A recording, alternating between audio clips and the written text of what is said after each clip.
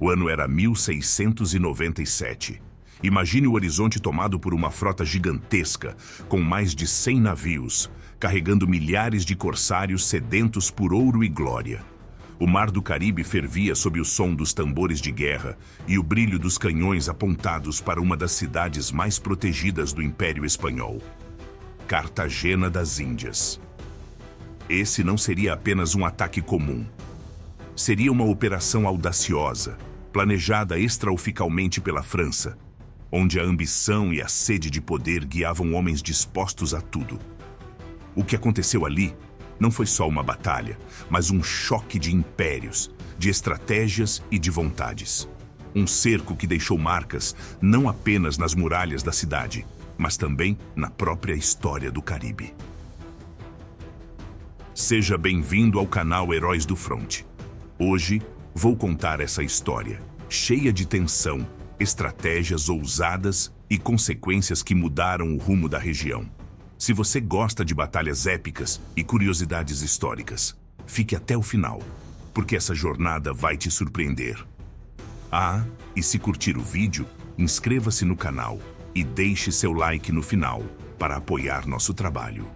Agora, prepare-se para embarcar em um dos episódios mais fascinantes da Era da Pirataria. O cenário por trás da batalha. No final do século XVII, o Caribe era um verdadeiro tabuleiro de xadrez, onde as potências europeias moviam suas peças com estratégias ambiciosas e muitas vezes implacáveis. França, Espanha, Inglaterra e Holanda disputavam cada pedaço de terra, cada rota comercial e, principalmente, o controle sobre as riquezas que fluíam das Américas para a Europa. O ouro, a prata e as especiarias não eram apenas tesouros. Eram o combustível de uma disputa feroz que transformava navios em alvos e cidades em fortalezas cercadas por muralhas, sempre à beira do próximo ataque. Nesse cenário turbulento, Cartagena das Índias se destacava como uma joia do Império Espanhol. Localizada em um ponto estratégico da costa da atual Colômbia, a cidade era um dos portos mais importantes para o escoamento de tesouros vindos do interior do continente. Suas muralhas e fortificações imponentes não estavam ali por acaso. Eram a resposta a um mundo onde ataques piratas eram uma ameaça constante. Para os espanhóis, Cartagena parecia impenetrável, um bastião de poder colonial que jamais cairia diante de invasores. No entanto, não eram apenas as fortalezas espanholas que simbolizavam o poder no Caribe. O verdadeiro controle da região também se dava no mar, onde corsários à espreita representavam uma ameaça constante. Diferente dos piratas tradicionais, que agiam por conta própria, os corsários operavam sob a proteção de licenças oficiais concedidas por reis e governos. Essas cartas de corso transformavam saques e pilhagens em atos políticos, permitindo que nações atacassem seus inimigos sem declarar guerra formalmente.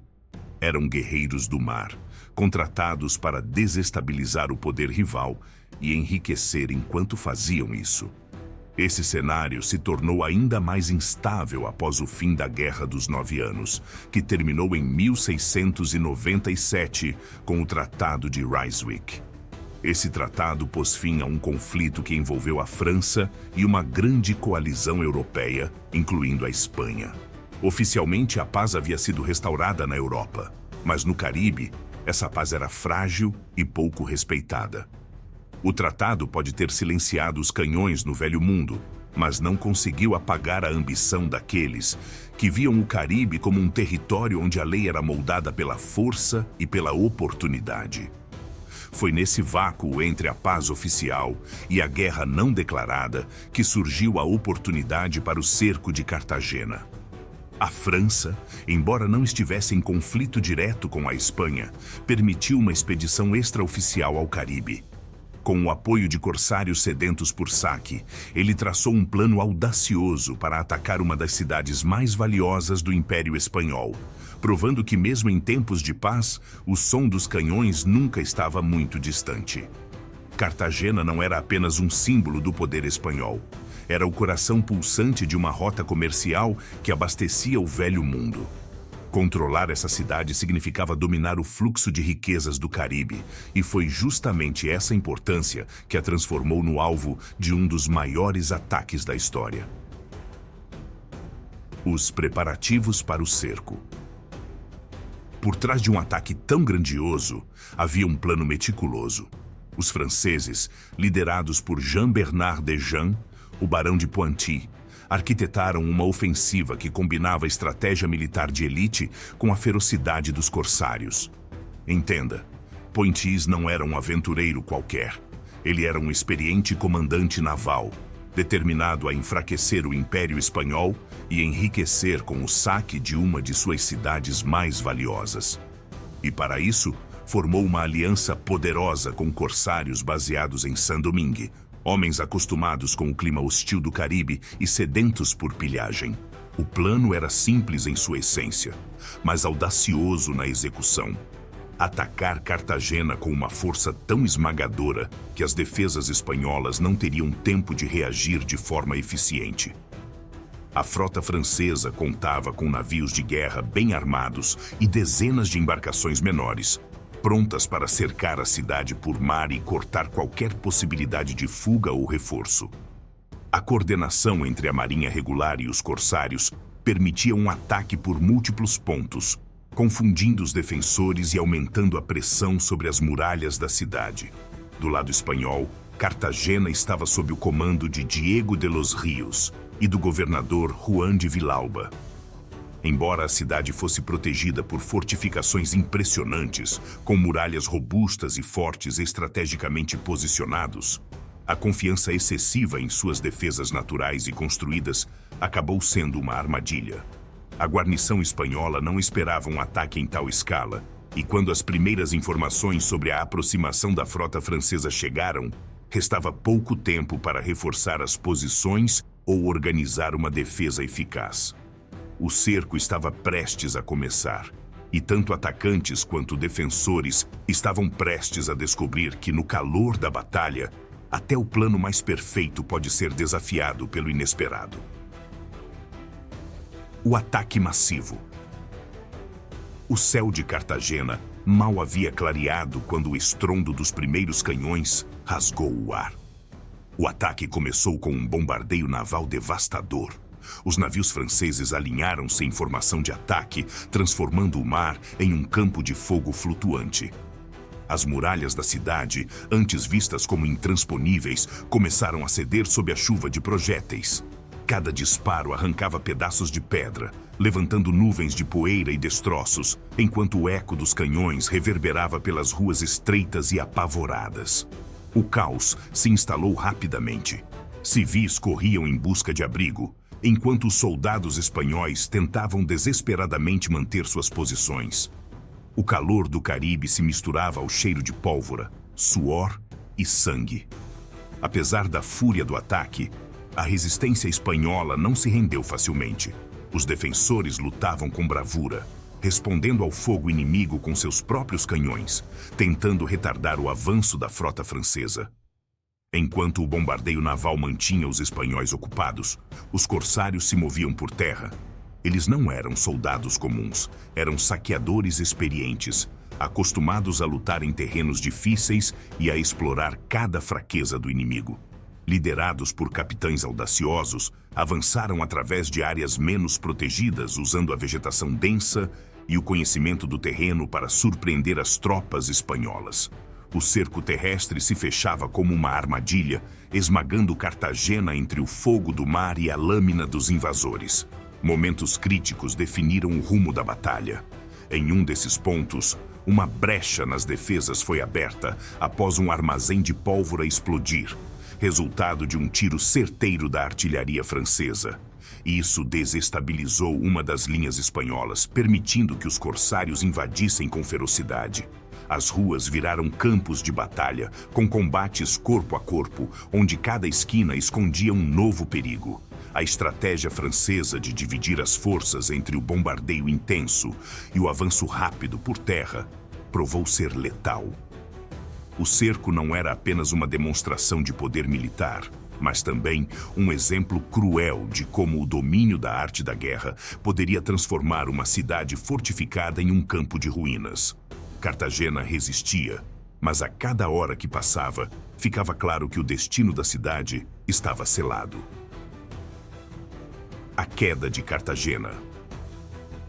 Após dias de bombardeios incessantes e combates sangrentos, as muralhas de Cartagena estavam irreconhecíveis. O orgulho do Império Espanhol havia se transformado em escombros fumegantes.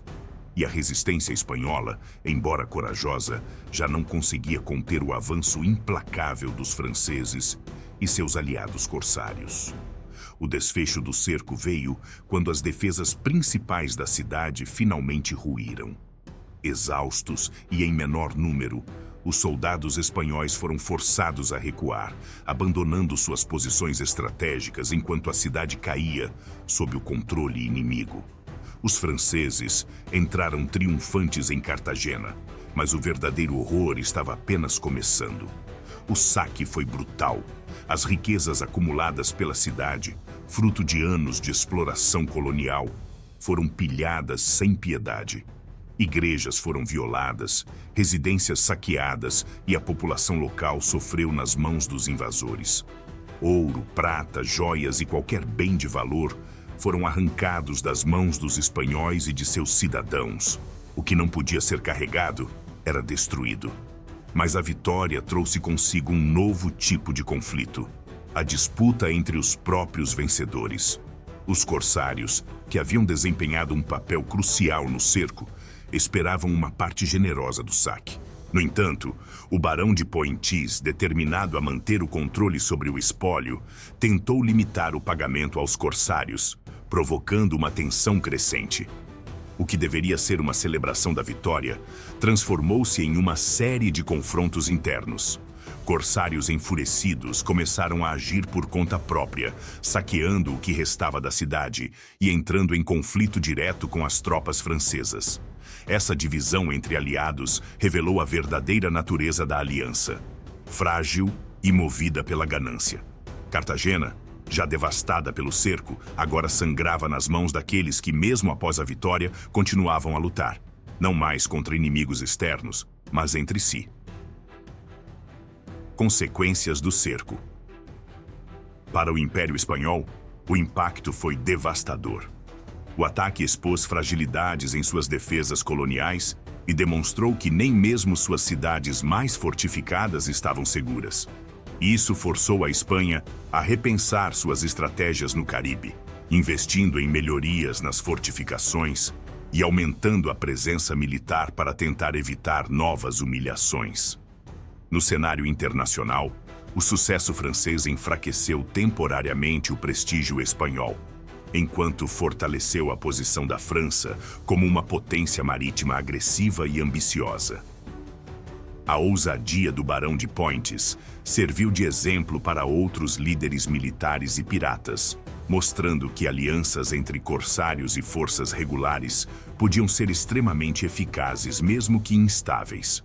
Após o cerco, o Barão de Poitiers retornou à França carregado de riquezas, sendo recebido como um herói. No entanto, sua relação com os corsários ficou marcada pela traição e pela ganância, já que ele tentou manter a maior parte do saque para si, deixando seus antigos aliados insatisfeitos.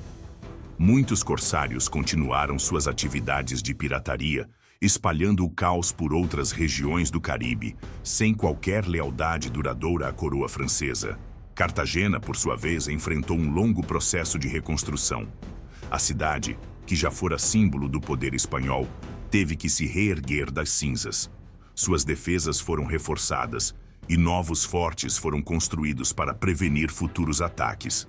No entanto, o trauma do cerco ficou gravado na memória da população, como um lembrete sombrio da vulnerabilidade diante da ambição e da violência. O legado do cerco de Cartagena na história da pirataria é inegável. Ele representou o auge da era dos corsários, um momento em que piratas e nações caminharam lado a lado em busca de poder e riqueza. Para a cidade, foi uma ferida que nunca cicatrizou completamente, mas também um capítulo crucial de sua história, marcado por resistência, destruição e, acima de tudo, sobrevivência. E aí, gostou dessa história? Eu não disse que era cheia de tensão, traições e reviravoltas? O cerco de Cartagena teve de tudo. Estratégias audaciosas, alianças instáveis e, claro, aquele caos que só uma boa batalha naval pode proporcionar. É o tipo de história que faz a gente pensar como o mundo era moldado por pessoas dispostas a tudo por poder e riqueza.